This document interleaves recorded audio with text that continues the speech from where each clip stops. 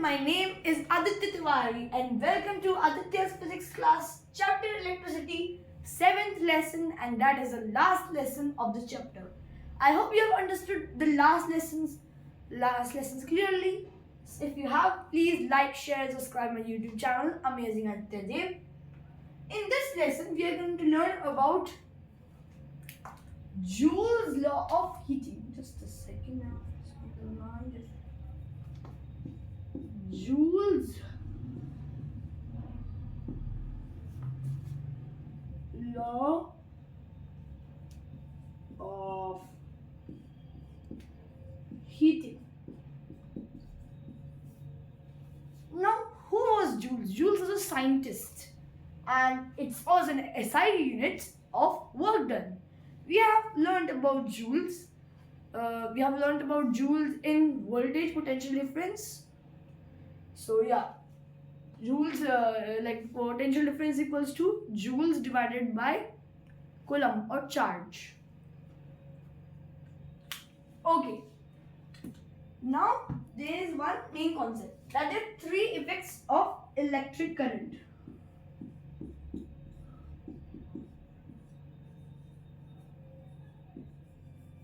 And I have also provided the one-shot booster, one-shot notes, which is a tradition.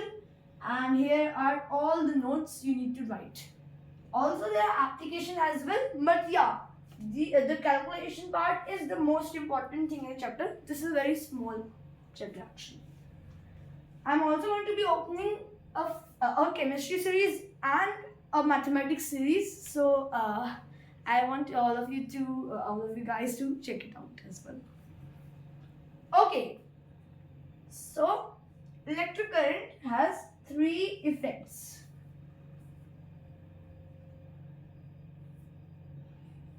So two of them, like one of them we covered in previous classes, like not in class 10th, it's covered in class 8th, class 7th and class 9th as well. It is the chemical effect.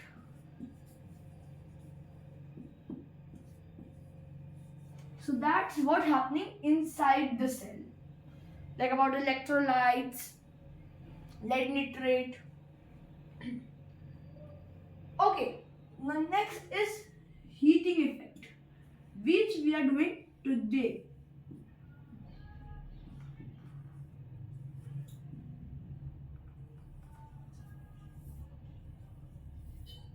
And the last one, which we'll do in the next chapter, that is the magnetic effects of electricity. And by the chapter name, it suggests it's the magnetic effect.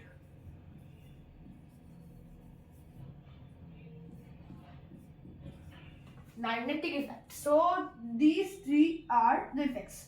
Now we are going to be covering the heating effect of electric current by the Joule's law of heating.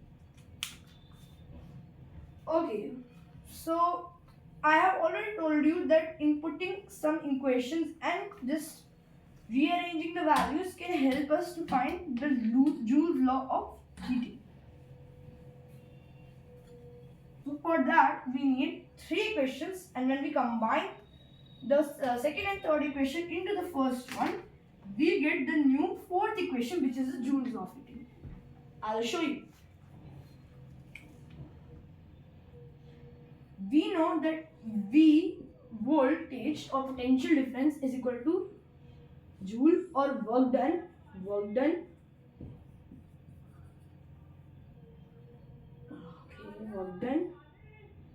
by Q or Coulomb. So this is voltage. So I'm just writing Joule as work done, W is equal to V times Q by cross multiplication. So this is the first equation. Now we know that current equals to Coulomb divided by time. Okay, so here Coulomb is equal to current times time. So this is a second equation. And now we have V is equal to IR, which is a popular Ohm's law.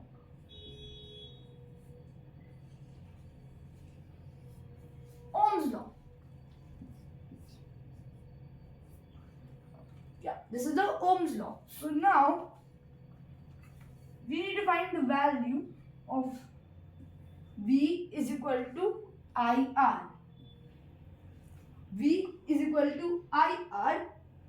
So now the value of R will be V by I is equal to R, and this is a third equation. I can show you, this is the stepwise procedure in the book. Like this is the Ohm's law is the only third equation. You can rearrange it and then send the value of V here, voltage here. So actually this is a third equation. This can be transpose of another equation, but yeah. Let's go. Now I'm just going to write the three equations. So a time lapse. Hey guys, I'm back. So yeah, I've written the three equations and now we're ready for the final law of Joule's law of heating. So Joule like the heating or the the work done is equal to voltage times coulomb. Electric charge equals to electric current times time, and potential difference equals to electric current times resistance. And these origins I have given and like this is so funny.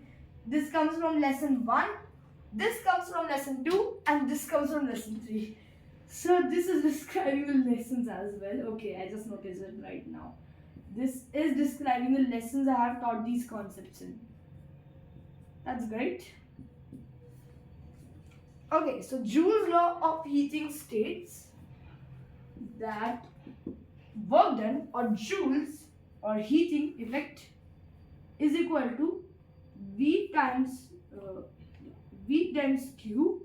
Inserting the value of second and third equation, work done is equal to I. So we have written the coulombs one first, but no problem. I times T times I times R. So work done in joules is equal to I square times R times T. So it is electric current square times resistance times time. So this is the formula of Joule's law of heating. We can draw some conclusions from this formula. Let's go for another time lapse. Yeah, so I'm back. So I have written the three conclusions. So the first conclusion is heat generated is directly proportional to square of electric current. Second conclusion is heat generated is directly proportional to the resistance. And the third conclusion is heat generated is directly proportional to the time. So these were the three conclusions. Okay, let's solve a sample problem and then we will continue to the applications of the heat release from electric current, which will be the last topic of the lesson 7.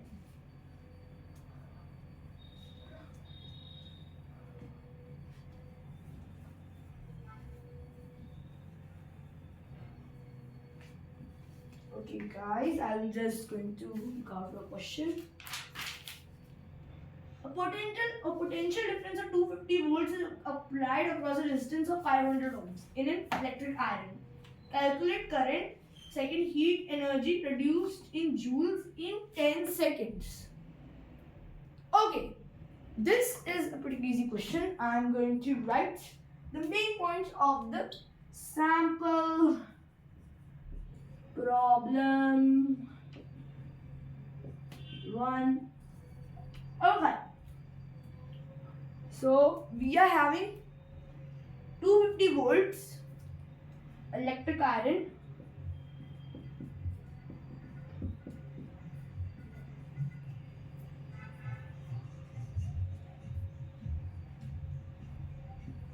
250 volts, 500 ohms. Have to find electric current.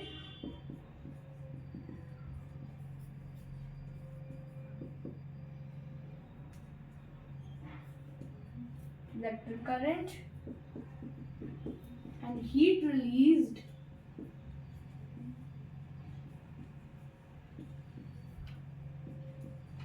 in 10 seconds.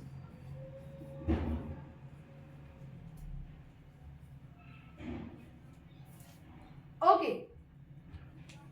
So yeah, this question is a sequential question, as you can see that while calculating the heat, we need to first calculate the electric current, then we can find for the heat received in 10 seconds. So this is also an important factor. If it's not given, you should multiply it by the coefficient of t, because without that you will just give the answer for 1 second, and that could be wrong because you need to give the general answer. So multiply it by t if the time is not given. Okay, so I give you guys some time to solve this question. You can pause the video. And now in 3, 2, 1, let's discuss the answer of this question. So we have given that the electric current is using 250 volts in the resistance of 500 ohms. So we use the formula of V is equal to IR. We need to find the value of I. So I is equal to V divided by R.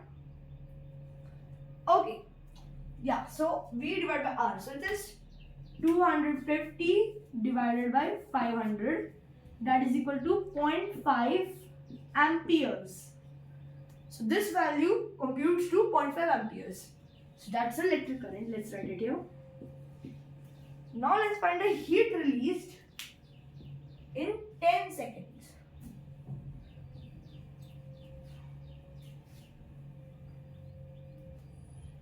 Okay, so you have 0.5 amperes. Let's write it in green color. You are using 0.5 ampere square. Oh yeah, first I'll write the formula for you guys. Heating effect equals to I squared times R times T. So you get 0.5 square times 500 times 10, which they have given. This value they have given. Like all of them they have given. This also we have found this one. So if we found the value of electric current wrong, this answer will also become wrong. Transversely, if we find this answer, so we can find the electric current from that as well. Okay, so 0.5 square equals to 0.25. Multiplying 10 from it becomes 2.5, and multiplying 500 from it, so it becomes like 100 times 5. So you can move the 0. 250 times 5, which is equal to 1250. So the answer results to 1250 joules. And indeed, that's the correct answer for both 1 ampere, and that's how we got the correct answer for the joules as well. So this was the question. I hope you understood it. Now we will talk about the last topic, which is advantages of heating effect of electric current.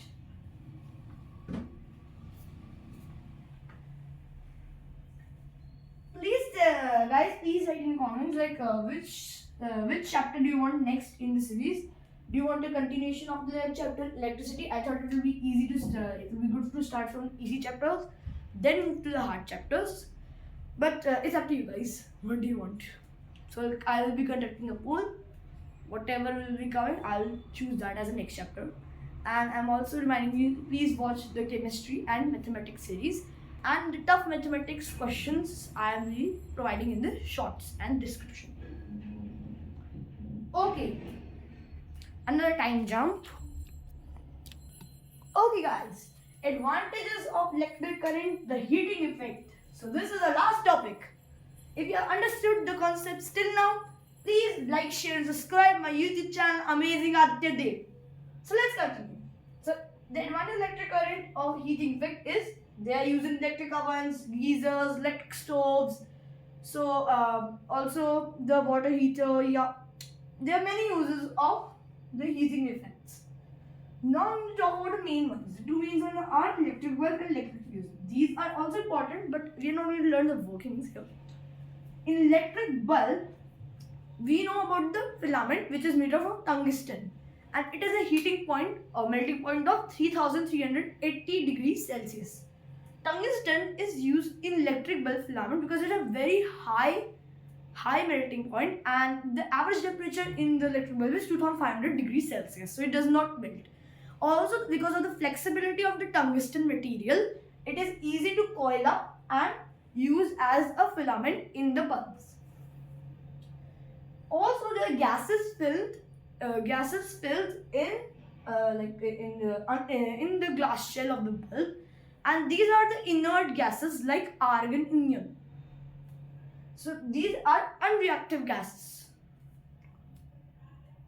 Okay, next is the electric fuse. So this has a moderate melting point, and why is this? Like when the resistance is too high, when the load is too high, it gets burned and breaks the connection. So fuse protects the electric devices or appliances. So all of these are very useful, and due to the heating effect of electric current, this is possible. So thank you so much, guys. This is the final lesson of chapter electricity, class 10. I hope you have understood all the concepts of chapter electricity. This is about 7 marks of your examination in class 10 board. If you got it, like, share, and subscribe my YouTube channel. I'm your Aditya Tiwari, your class teacher.